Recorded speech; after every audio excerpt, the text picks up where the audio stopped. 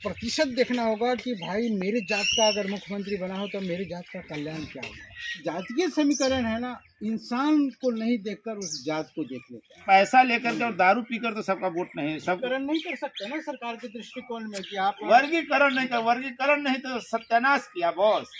मुखिया बना और 5 साल के बाद आप ही के सामने साले 3 तल्ला बिल्डिंग में है और 2 गाड़ी लेके घूम रहा है, अंश से बोला जा रहा है।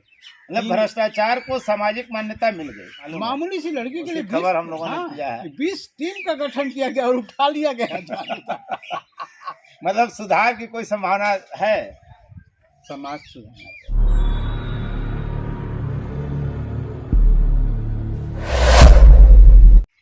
आज बात करते हैं फिल्म डायरेक्टर से राजनीति की। फिल्म डायरेक्टर हैं हमारे साथ संतोष बादल, बिहार के ही हैं, औरंगाबाद जिले के दाऊदनगर के चौरम के। बिहार में विधानसभा चुनाव की तमाम तरह की तैयारियां चल रही हैं। ऐसे में एक फिल्म डायरेक्टर से राजनीतिक सवाल पूछना आपको चौंका सकता है, लेकिन राजनीति ही फोर्थ व्यूज की पहचान है। हम इस मंच पर स्वागत करते हैं संतोष बादल जी का।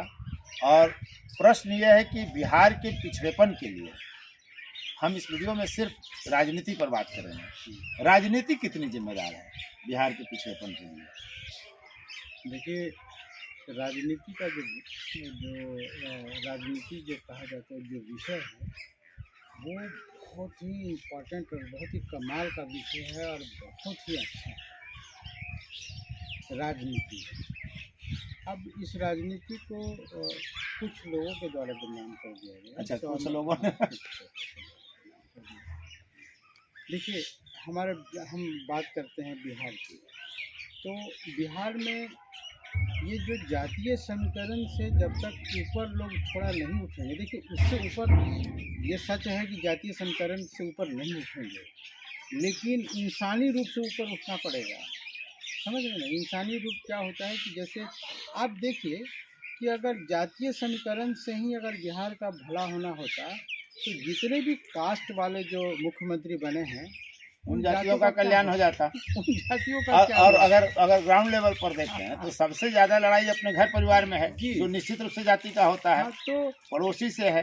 तो इस चीज़ को समझना होगा। वो बिहार में जब से मुख्यमंत्री बने हैं और जातीय समीकरण के पीछे जनता है, तो उनको उसका प्रतिशत देखना होगा कि भाई मेरे जात का अगर मुख्यमंत्री बना हो तो मेरे जात का कल्याण क्या होगा।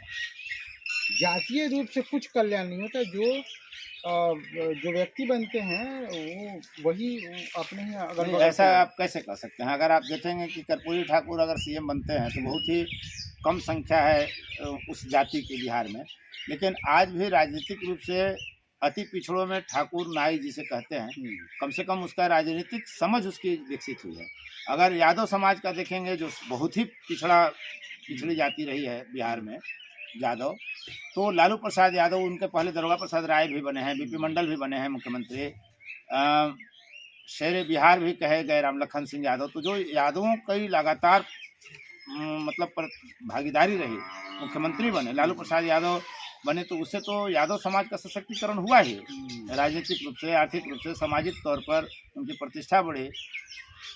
नहीं, ये आपका कहना सही है। मेरे कहने का मतलब ये नहीं था कि आपका जात का है तो वो बेकार है। मैं ये बोल रहा हूँ ना कि अब जैसे लालू जी हैं, लालू जी तो खैर गरीबों के मसीहा थे और उन्होंने छोटे लोगों को एक मजबूत तरीके से पेश किया, उठाकर पेश किया। मैं उनको एक बहुत डिफरेंट नेता मानता हूँ, है ना।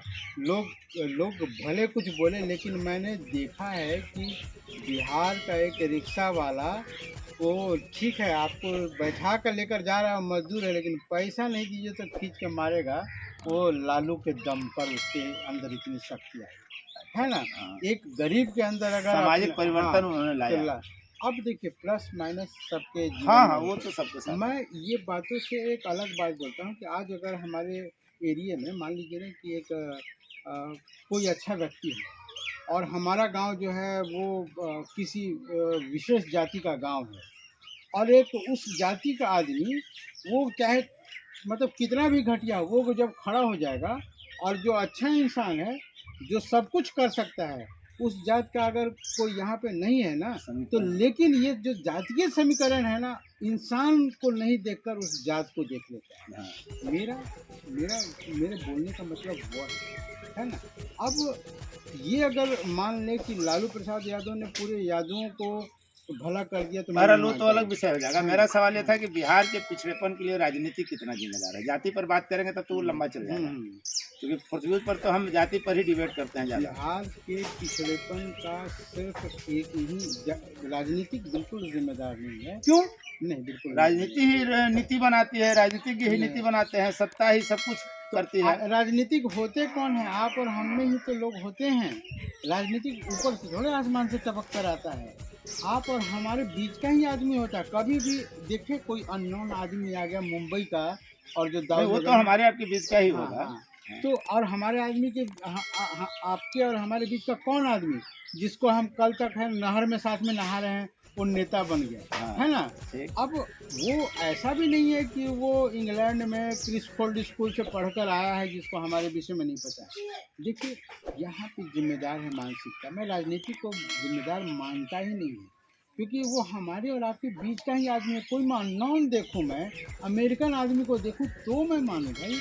मेरे मेरे मतलब लेकिन हम आप तो बहुत जिम्मेदारी देते हैं ना, किसी व्यक्ति को चुनते हैं। हाँ। वो नेता, वो राजनीति चुनता है। हाँ। हम उसको राजनीति में पद के लायक समझते हैं, चुनते हैं, उसको सत्ता देते हैं, कुर्सी पर बिठाते हैं।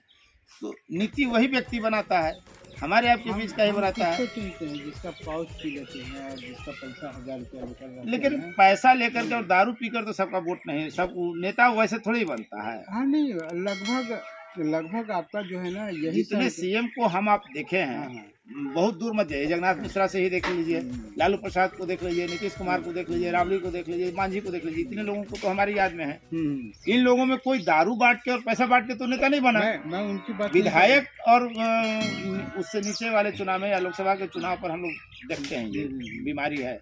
लेकिन नेता तो वो बनते हैं, तो जब सत्ता उनके हाथ में रहे, नियंता वो रहे बिहार के, तो वो जिम्मेदार कैसे नहीं माने जाएंगे? आपको और हमको जो है ना अपने हक की जो बात होती है ना कि मेरा हक क्या होता है ना, उसके विषय में लोग पढ़ते ही नहीं। गांव में एक आदमी को क्या चाहिए ना, वो मुखिया से बता नहीं सकता कि मुझे क्या चाहिए। सारा रूल्स बना हुआ है। अगर उसके घर में आग लग जाता है, उसके घर में बेटी की तो जनाएगा कौन?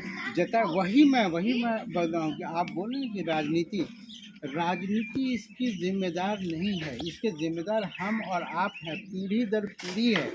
जो हम लोगों को अवेयर नहीं कर रहे हैं, लोगों को शिक्षित नहीं कर रहे हैं, लोगों की नैतिक ज्ञान जो एक होता है ना, एक डिग्री वाला ज्ञान होता है। हाँ, एक नैतिक ज्ञान। हम लोग जब छोटे थे तो एक नैतिक शिक्षा हाँ। चलती थी।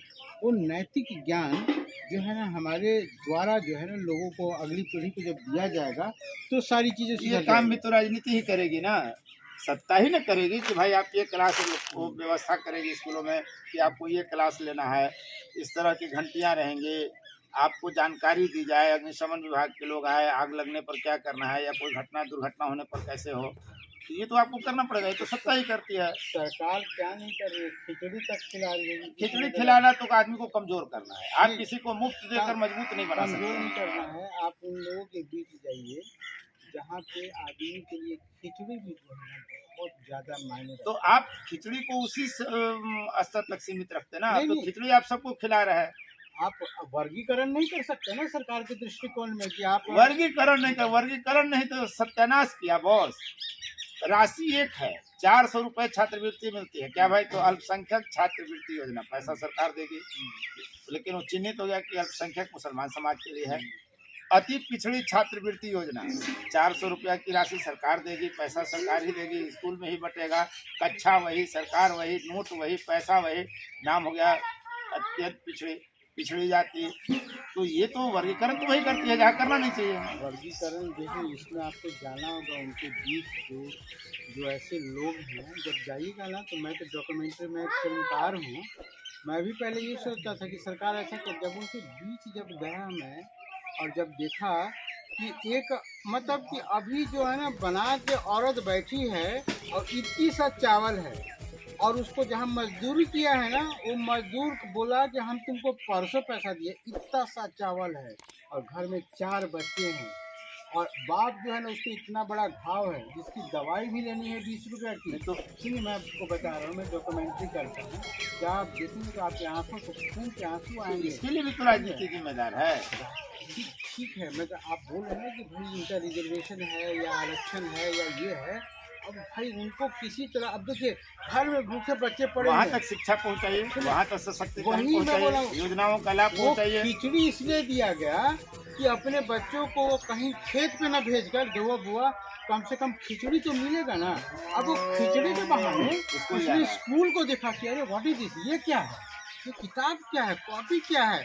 अब वो खाता रहा, उसको मतलब नहीं है कॉपी किताब से, लेकिन 10 दिन आने जाने के क्रम में उसका दिमाग डेवलप। लेकिन जब राजनीति में आते हैं लोग, सत्ता आती है, तो एक सत्ता होती है कि लूटपाट मच जाता है, एक सत्ता होती है कि उसको नियंत्रण करता है।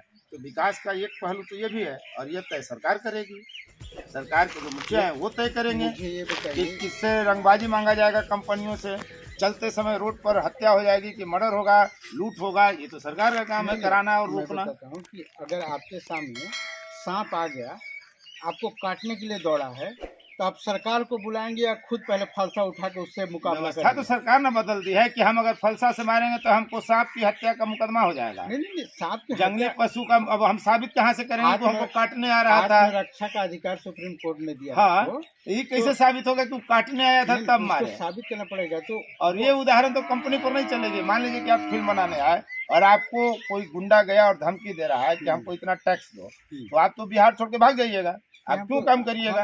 आप लड़िएगा कि यदि करिएगा? केस करेंगे, उसके बाद भागेंगे। आप बिहारी हैं इसलिए बात बोल रहे हैं। बॉम्बे का आदमी क्यों लड़ेगा? क्यों केस करने के लिए यहाँ घर बना के रहेगा? खैर वो देखिए, वो डिफरेंट मुद्दा है। मेरा कहने का मतलब है ना कि ये जो सारी चीज़ें ना, सारी जो प्रॉब्लम्स है ना, मुझे बताइए कि आप ही के बीच का एक आदमी वो झोपड़ी में बैठा हुआ है, मुखिया बना, और 5 साल के बाद आप ही के सामने साले 3 तल्ला बिल्डिंग में है और 2 गाड़ी लेके घूम रहा है, और आप ही बोल भी रहा है कि का फलानवा बाप रे बाप 5 करोड़ में से 3 करोड़ कमा ले ली हो।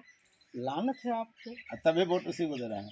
नेताओं को आप जिम्मेदार नहीं मान रहे हैं, इसका मतलब कहीं नेता बनने का कीड़ा आपको नहीं काट रहा है। मैं तो देखिए, मैंने राजनीति में आने का नहीं जाए।